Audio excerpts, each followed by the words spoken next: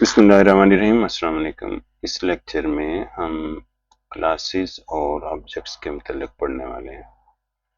तो क्लासेस क्या होती हैं, ऑब्जेक्ट्स क्या होते हैं, इनमें फ़र्क करना, ये सारा कुछ हम इस लेक्चर में सीखेंगे और ये इंतहाई इम्पोर्टेंट है। ये एक इंटरव्यू क्वेश्चन भी है। व्हाट इज़ डिफरेंस बिटवीन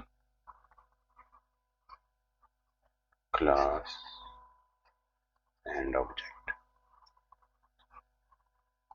तो ये इस क्वेश्चन का आंसर हमें ये चाहिए और ये बड़ा ज़रूरी है।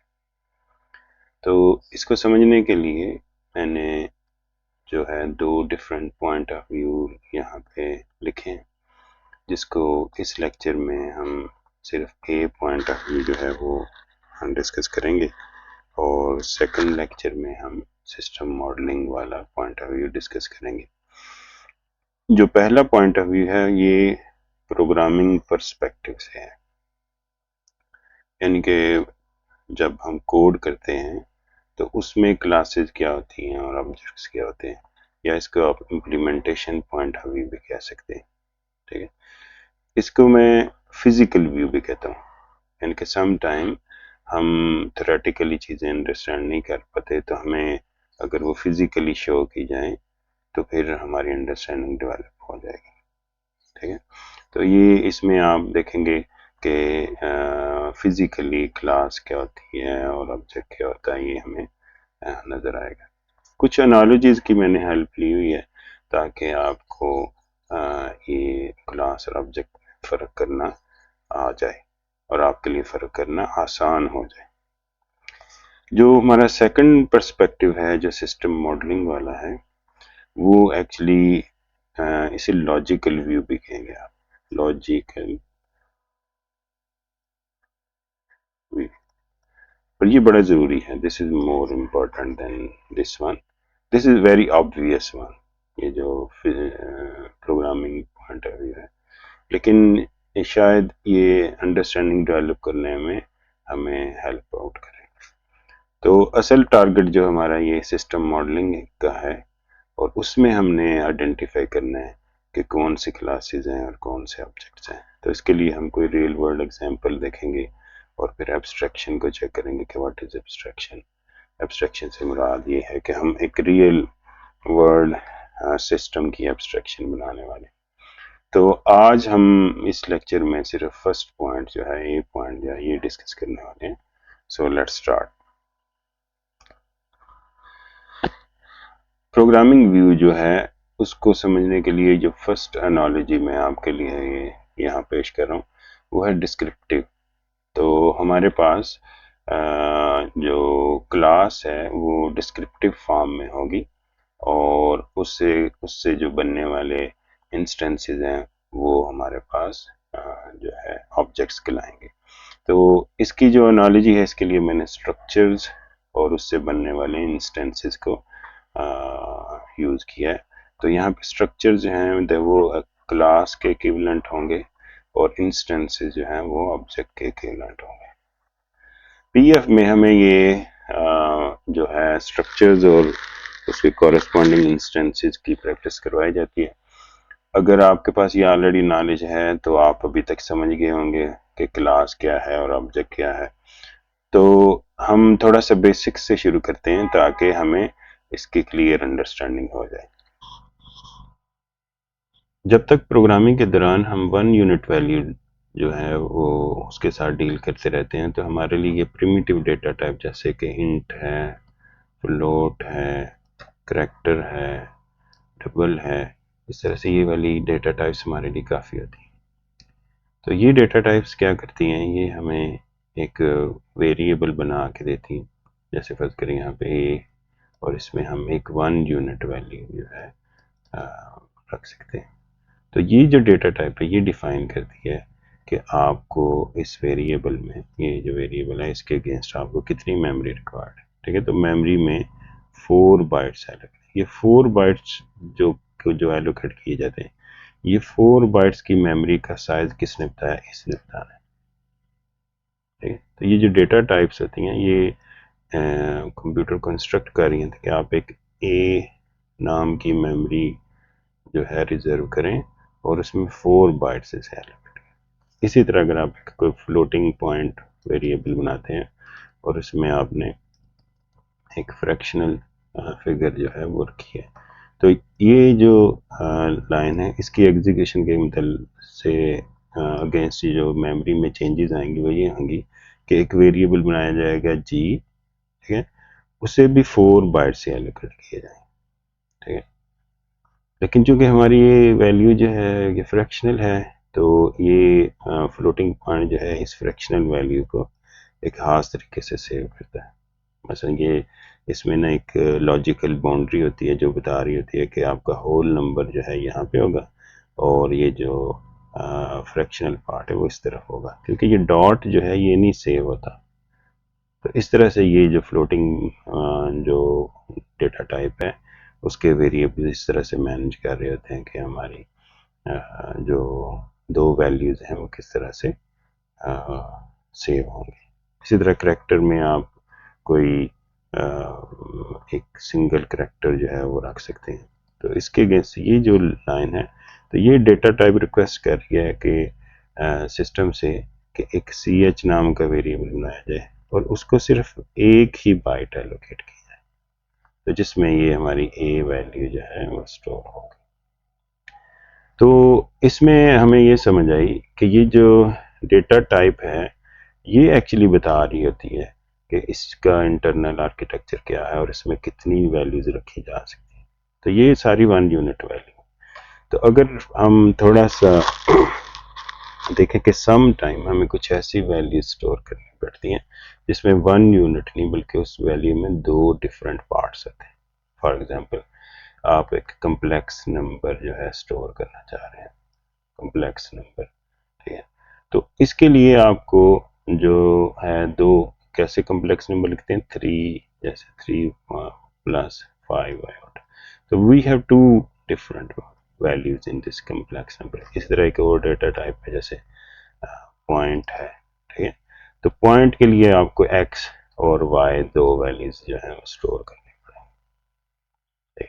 तो इस तरह की जो हमने जो वैल्यूज स्टोर करनी है उसके लिए हमारे पास ये वाली जो प्रिमिटिव डेटा टाइप्स हैं ये नाकाफ़ी हैं, ये क्योंकि ये 1 यूनिट वैल्यू रखती है।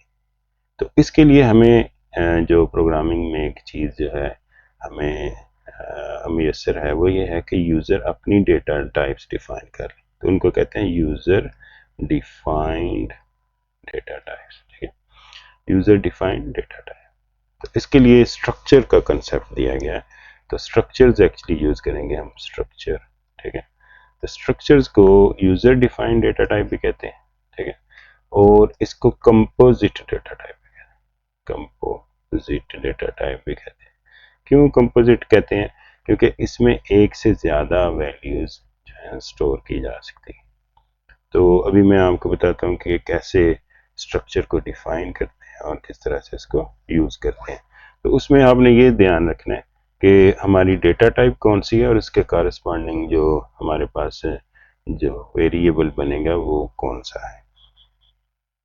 तो चलते हैं, तो स्ट्रक्चर जो है जो डिफाइन करना हो तो आप लिखते हैं स्ट्रक्ट का कीवर्ड यूज करें, स्ट्रक्ट, ठीक, ये कीवर्ड है।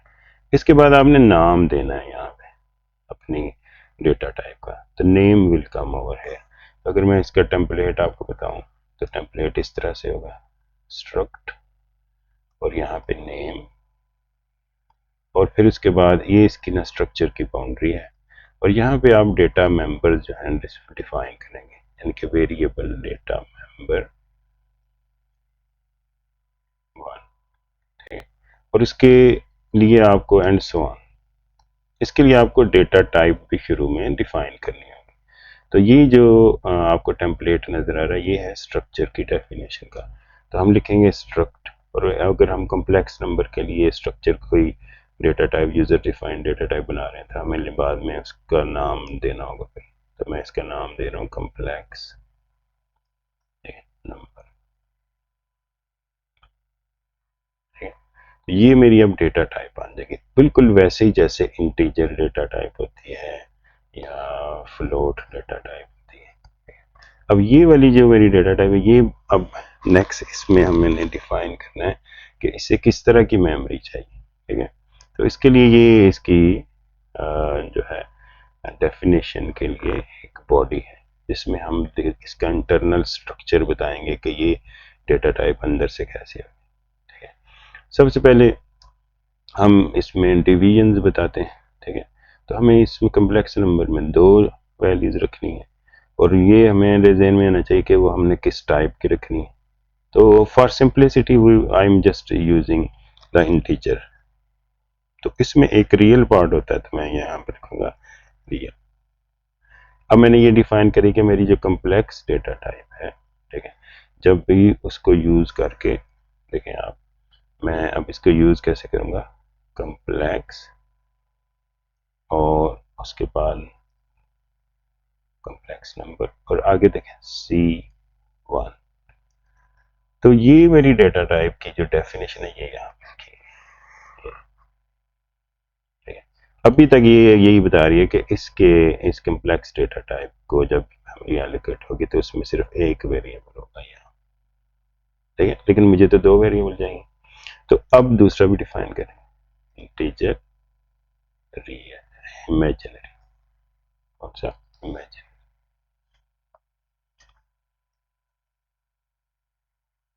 इस तरह से।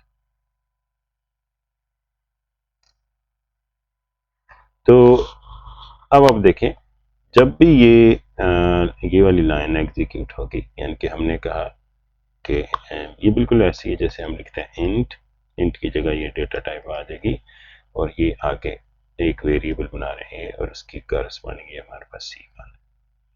तो जब ये एग्जीक्यूट होगी तो ये कंप्यूटर कंस्ट्रक्ट करेगा कि मेमोरी के अंदर मुझे एक ऐसी मेमोरी एलोकेट की जाए जिसका क्या साइज होना चाहिए। साइज आप यहाँ से कैलकुलेट कर, इनका कम्युलेटिव साइज जो है ना, तो ये 4 बाइट का ये है, ये 4 बाइट का ये है, तो ये मिलके 8 बाइट।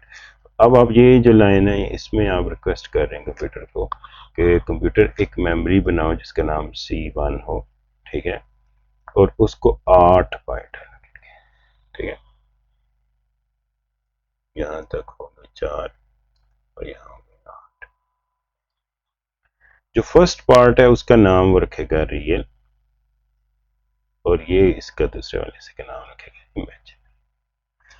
तो ये उसे कंप्यूटर को कैसे पता चला, जब ये वाली अब मेमोरी बनाने जाएगा तो इस टेम्पलेट को जो है, ये जो कम्प्लेक्स नंबर की डेफिनेशन है, इसको कंसल्ट करेगा और इसको कंसल्ट करते हुए जो फर्स्ट पार्ट है वो जो है वो बनाएगा 4 बाइट का, फिर उसके बाद सेकंड पार्ट बनाएगा 4 बाइट। ठीक है, तो ये जो डेफिनेशन है ये कंप्यूटर को बहुत बहुत कुछ बता रही है। मसलन क्या, कितनी मेमोरी एलोकेट करनी है, कितने हिस्से होंगे उसके अंदर।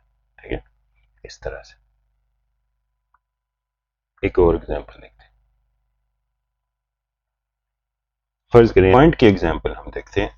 फर्ज करें हम कोई ग्राफ के लिए पॉइंट स्टोर करना चाह रहे हैं, तो उसमें एक्स एक्सिस और वाई एक्सिस की वैल्यूज जो है हमारे पॉइंट में मौजूद होती हैं, जैसे एक्स और वाई। ठीक है, ये इसकी वाई वैल्यू है, ये इसकी एक्स वैल्यू। तो इसको स्टोर करने के लिए हमारे पास कोई मौजूद डेटा टाइप जो है अवेलेबल नहीं है, यानी कि इंटीजर जो है वो 1 यूनिट वैल्यू रखता है, यहाँ पे हमें 2 वैल्यूज रखनी है। तो इसी तरह फिर जैसे हमने प्रीवियसली कम्प्लेक्स नंबर के लिए स्ट्रक्चर बनाया, इसी तरह हम यहाँ पे एक अपनी डेटा टाइप बना रहे हैं, पर मैं इस डेटा टाइप को यहाँ पे डिफाइन करूँगा, जैसे मैंने आपको बताया स्ट्रक्ट का कीवर्ड यूज करेंगे, फिर हम अपनी डेटा टाइप का नाम रख लेंगे, तो यहाँ पे इसका नाम पॉइंट रख रहे हैं।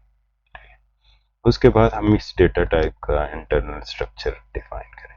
ठीक है, इसमें हम ये चाह रहे हैं कि ये फ्लोटिंग वैल्यूज भी, फ्लोटिंग पॉइंट यानी कि फ्रैक्शन वैल्यूज भी रखे, तो इसके लिए फ्लोट डेटा टाइप यूज करें।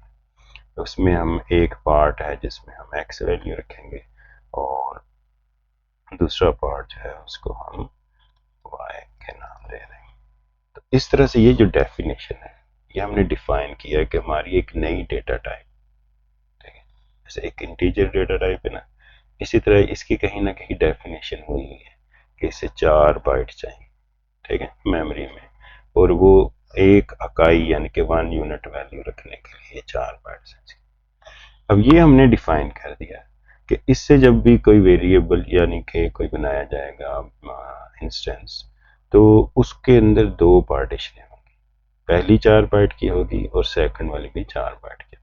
तो ये जो डेफिनेशन है, ये जो हम एक डेटा टाइप बना रहे हैं, इसकी जो एनालॉजी हम ऑब्जेक्ट और क्लास में देखें तो इसको हम क्लास कहेंगे, ये क्लास है, ठीक है।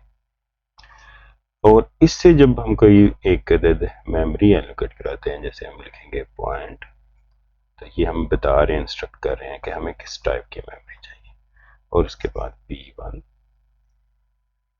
तो ये जो चीज़ है, ये इसे इंस्टेंस कहते हैं, स्ट्रक्चर की डेफिनेशन में इसे इंस्टेंस कहते हैं। तो स्ट्रक्चर तो खुद तो हो गया क्लास के इक्विवेलेंट, तो ये इंस्टेंस फिर कॉरेस्पॉन्डिंग टू क्लास ये क्या है, इसे हम ऑब्जेक्ट कहते हैं। अकॉर्डिंग टू द क्लासेस हम इसको ऑब्जेक्ट कहेंगे, क्योंकि इस ऑब्जेक्ट के अंदर ये 2 वेरिएबल है, ठीक है। इसको वेरिएबल नहीं कहेंगे, this is not a variable,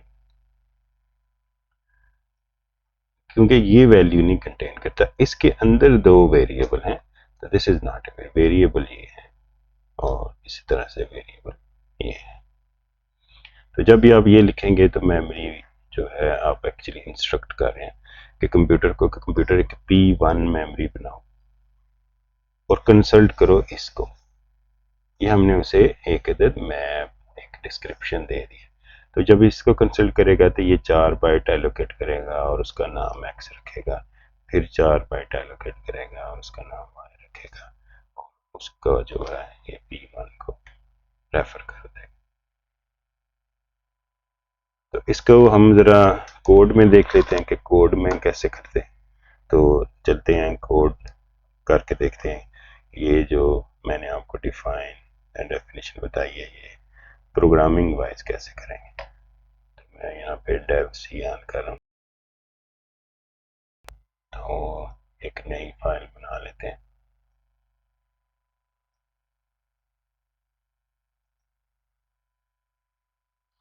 और इसमें मैं एक सिंपल टेम्पलेट जो कि आप ऑलरेडी दिया में आपने पढ़ा होगा, ठीक है, हमें एक अदद आई स्ट्रीम ऐड करनी है।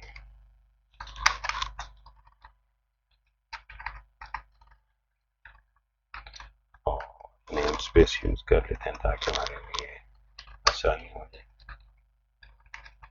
Standard name space integer main, और ये हमारा मेन फंक्शन है, चूँकि हमने रिटर्न टाइप इंटीजर रखी है, हम कुछ ना कुछ रिटर्न करेंगे, ठीक है। अब मुझे फ़र्ज़ करें कम्प्लेक्स नंबर को स्टोर करवाने के लिए एक डेटा टाइप बनानी है, तो मैं लिखूँगा स्ट्रक्ट है, और उसके बाद मैं अपनी डेटा टाइप का नाम लिखूँगा कम्प्लेक्स, ठीक है, और उसके बाद ये इसकी बॉडी आ जाएगी, आर में सेमीकोलन आ जाएगा, ठीक है।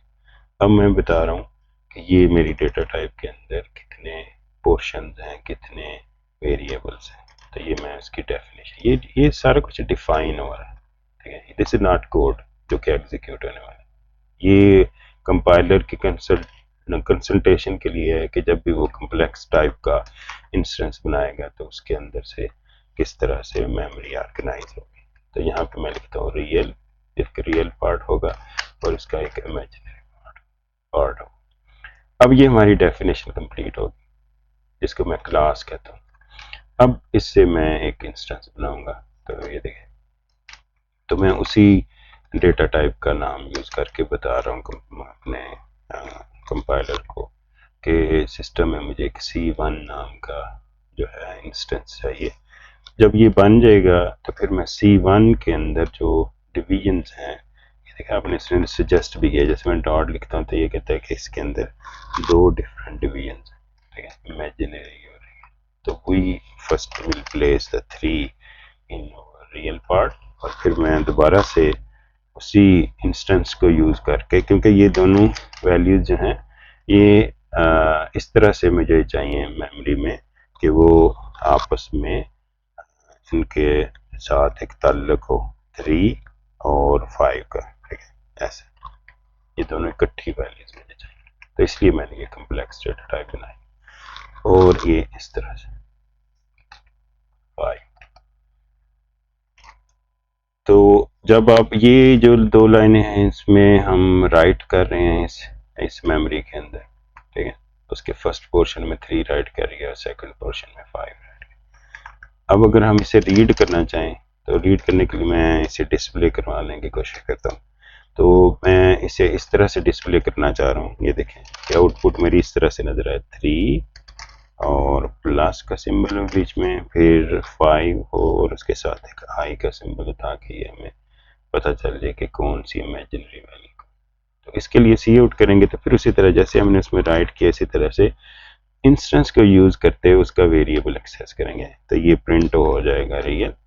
फिर मैं प्लस का सिंबल डिस्प्ले करना चाह रहा हूँ, लेकिन उससे शुरू में एक स्पेस और आखिर में एक स्पेस दे दिया ताकि वो साथ ना जुड़ जाए।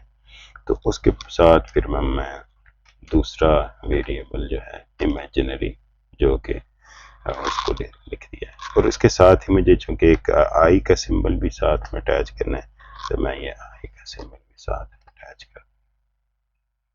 तो इस प्रोग्राम को जब आप रन करेंगे तो पहले आप इसे सेव कर लें। सेव ऐसी जगह करें कि जिसमें जो है वो स्पेस ना आए, ऐसे नाम से जो है ना पाथ। तो यहाँ पे मेरे पास एक ये फाइल है, मैं इसी को ओवरराइट कर देता हूँ, ठीक है। तो अब मैं इसे रन करता हूँ, ये कंपाइलेशन का बटन है। तो जैसे ही मैं कंपाइल करूँगा तो देखिए मेरे पास कोई वार्निंग और कोई एरर नहीं आ रहा। अब उसके बाद ये रन का बटन, अगर ये दोनों काम इकट्ठे करना चाहें आप, ये कंपाइल एंड रन है या F11 आप प्रेस कर सकते हैं यहाँ से, ठीक है। तो मैं इसे प्रेस करता हूँ तो ये देखें आप हमारे पास आउटपुट आ गया 3 + 5 आउट, ठीक है। तो इस तरह से ये हमने स्ट्रक्चर को यूज किया, ठीक है। अभी हम थोड़ी देर में मजीद इसको एक्सप्लोर करते हैं और वापस आते हैं कुछ और एनालॉजीज चेक करके। तो इसको मजीद एलेबोरेट करने के लिए मेरे पास 2 एनालॉजीज और हैं, उनसे भी हम जो है क्लास और ऑब्जेक्ट का फ़र्क चेक करेंगे। तो यहाँ देखें ये जो एनालॉजी है इसमें मैं मैप और हाउसेस की ये एनालॉजी यहाँ पे यूज़ करने लगा हूँ। तो फ़र्ज़ करें हमारे पास एक मैप है, ठीक है। तो map will be equivalent to class, ठीक है, एंड हाउसेस जो इससे मैप से बनने वाले घर होंगे वो ऑब्जेक्ट के इक्विवेलेंट होंगे, ठीक है। इनकी कॉरस्पॉन्डिंग क्लास की कॉरस्पॉन्डिंग किससे होगी, मैप से, और ऑब्जेक्ट की कॉरस्पॉन्डिंग किससे होगी, जो कि रियल टेंजिबल ये फिजिकल हाउस होगा, ठीक है। जो फिजिकल प्रोडक्ट बनती है ना, इस मैप तो एक किस्म की ड्राइंग है ना, तो ड्राइंग से एक फिजिकल ऑब्जेक्ट बनेगा, ठीक है। तो ये देखें फर्ज करें हमारे पास एक घर है, एक मैप है, नक्शा, तो उसमें यहाँ पे हमारे पास फर्ज करें गेट है, और जैसे ही सामने जो है फर्ज करें हमारे पास ये ड्राइंग है, ये हमारा जो है वो टीवी या सिटिंग एरिया है, टीवी लॉन है, और यहाँ पे हमारे पास एक जो है बेडरूम, ठीक है। तो यहाँ पे हमारी मेन एंट्रेंस है।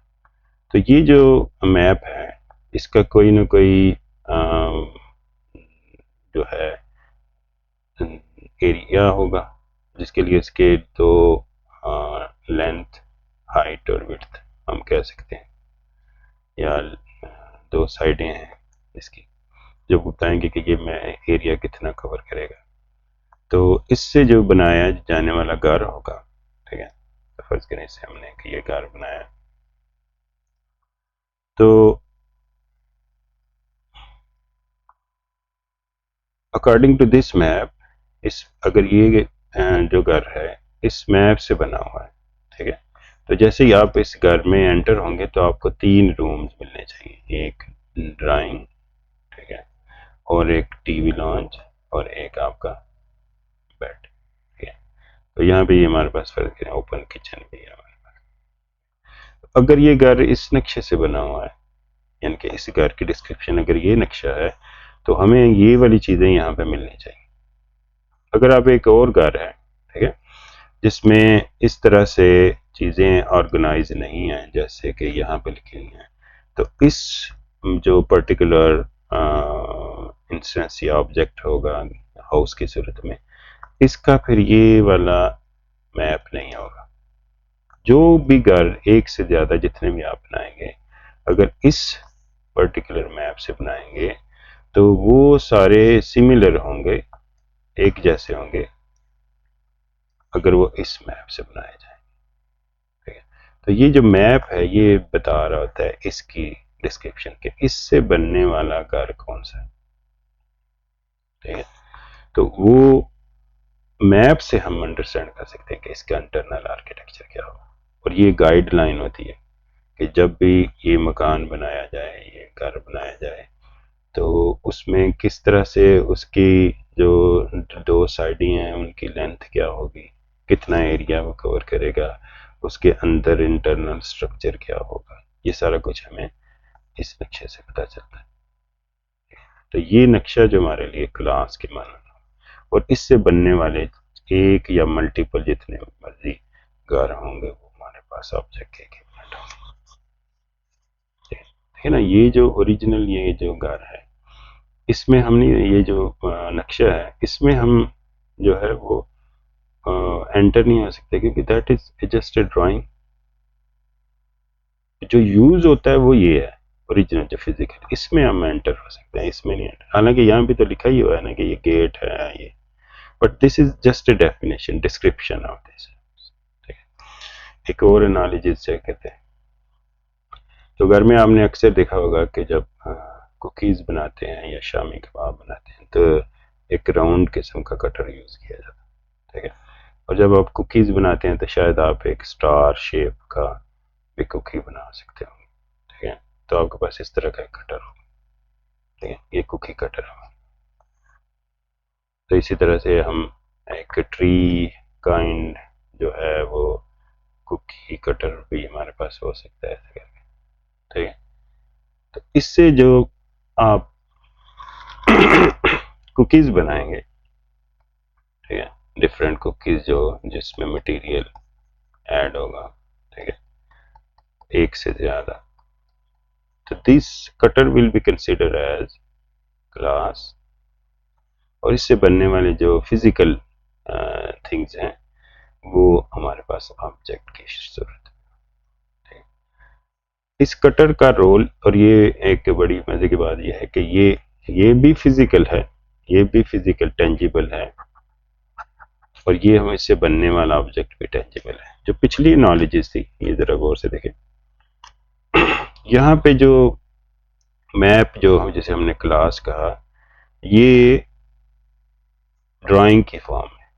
ठीक है, उससे पहले ये जो हमारे पास स्ट्रक्चर है ये टेक्स्ट की फॉर्म है, ये डिस्क्रिप्टिव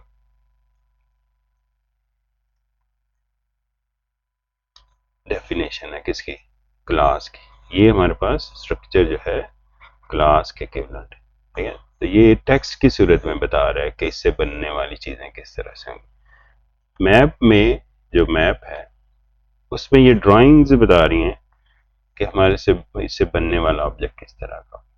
ठीक है, और यहाँ पे एक फिजिकल यानी कि एक स्टील का कटर है। ठीक है, ये क्लास की, क्योंकि ये क्या बता रहा है, ये बता रहा है कि ये जो पर्टिकुलर कुकी है उसका साइज क्या होगा। दो चीजें बताता है, साइज और शेप, और इसके अलावा इसकी जो थिकनेस है, ये सारी चीज़। ये इसी तरह ये देखें, इसमें साइज यानी कि ये स्टार की हाइट विड्थ कितनी है, कितने एरिया कवर करेगा। ठीक है, इसकी शेप, साइडें कितनी साइडें हैं, इसकी एक ही साइड है वो राउंड है। तो इसी तरह ये भी आपको ये तीनों चीज़ें बताएं। तो ये तीनों चीज़ें मिल के आपके पास जो कुकीज हैं वो आपके पास है फिजिकल प्रोडक्ट आपके पास है। तो ओरिजिनली जो इस्तेमाल में आती हैं, ठीक है, जो कि एक्चुअली मकसद है कुकी बनाने का, तो उसमें ये ऑब्जेक्ट्स यूज होते हैं। ठीक है, कुकीज़ हम जो है खाते हैं। ठीक है, ये नहीं ये किसी की काम करनी सिवाय इसके कि ये ऑब्जेक्ट बनाने के काम आता है। इसी तरह ये जो नक्शा है ये इसका भी कोई यूजेज नहीं है सिवाय इसके कि ये गाइडलाइन है कि ये इससे कार कैसे बनेगा। बिल्कुल ऐसे ही यहाँ पे ये जो स्ट्रक्चर है इसका कोई यूजेज नहीं है। बाज़ लोग क्या करते हैं इससे इस तरह से लिखना शुरू करते हैं पॉइंट डॉट एक्स और उसमें वैल्यू रखना शुरू करते हैं। ठीक है, तो ये थोड़ा सा कंफ्यूजन है यहाँ पे, ये ध्यान में रखें। This just tells us the description, this have no space क्योंकि ये डिस्क्रिप्शन है। ठीक है, तो this is not right, this is not right. You have to make an object from this description. ठीक है, तो आप बनाएंगे एक ऑब्जेक्ट पॉइंट P2। ठीक है, P2 एक ऑब्जेक्ट बनाएंगे तो इसी तरह मेमोरी में से जगह मिलेगी 8 बाइट। ठीक है, P2 को उसमें दो पोर्शन होंगे एक्स और वाई, और P2 के अंदर ऐसे P2 डॉट एक्स यानी कि इसको आप प्रेफर करें तो इसमें आप वैल्यूज रख सकते हैं, 3 रखी जाएगी, और P2 डॉट वाई उसमें आप 6 तो यहाँ वैल्यू 6 रखी। ठीक है, तो मेरे ख्याल में मैंने आपको बड़े इन एनालॉजी से अच्छी तरह आपको समझ आ गई होगी कि ऑब्जेक्ट क्या होता है और क्लास क्या होता है। ठीक है, तो इस सूरत में स्ट्रक्चर की सूरत में हमारा structure as a class use होगा और उससे बनने वाला इंस्टेंस जो है वो ऑब्जेक्ट होगा।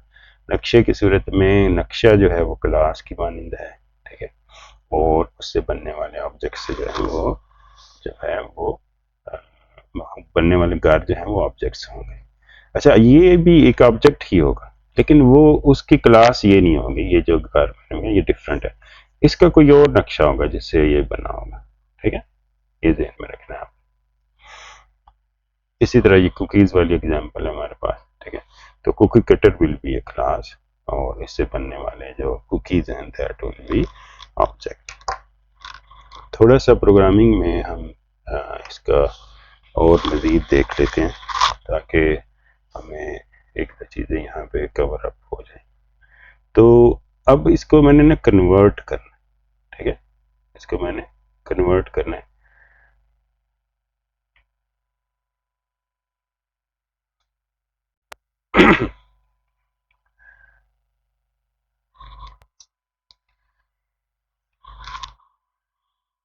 अच्छा, ये अब हमें फिर अब इसमें थोड़ा क्लियर हो जाना चाहिए कि what is class and what is object. तो उसके लिए हम थोड़ा सा मज़ीद इसको डेफिनेशन वाइज देख लेते हैं।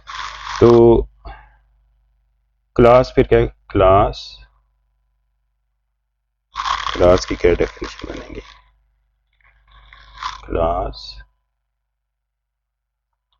इज ए description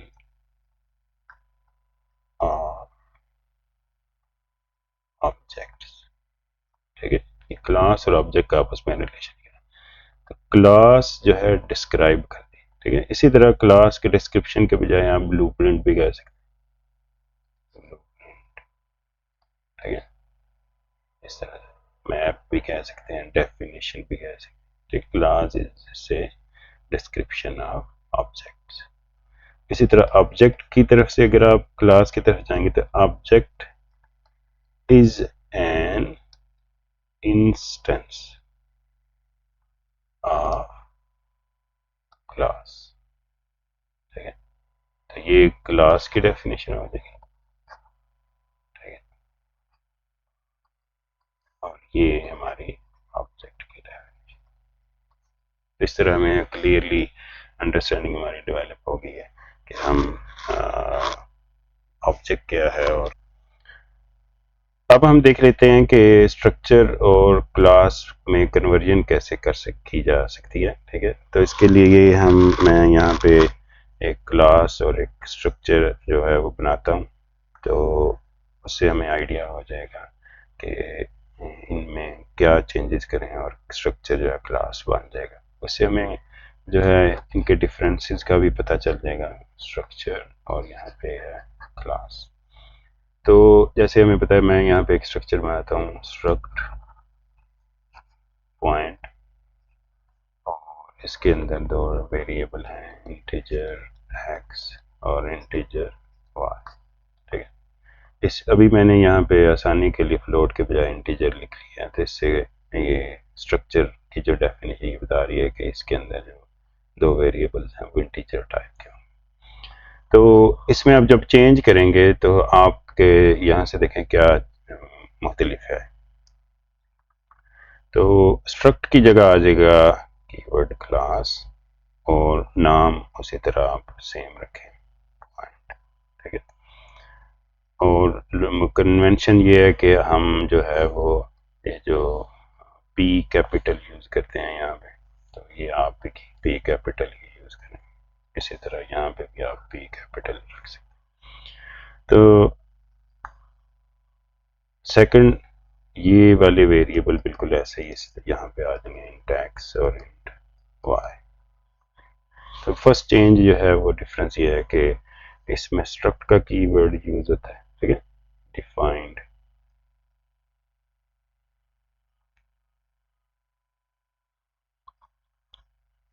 विद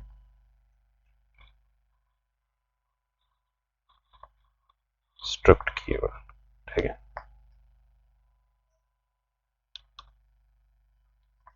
और ये क्लास है ये जो डिफाइन होती है, डिफाइन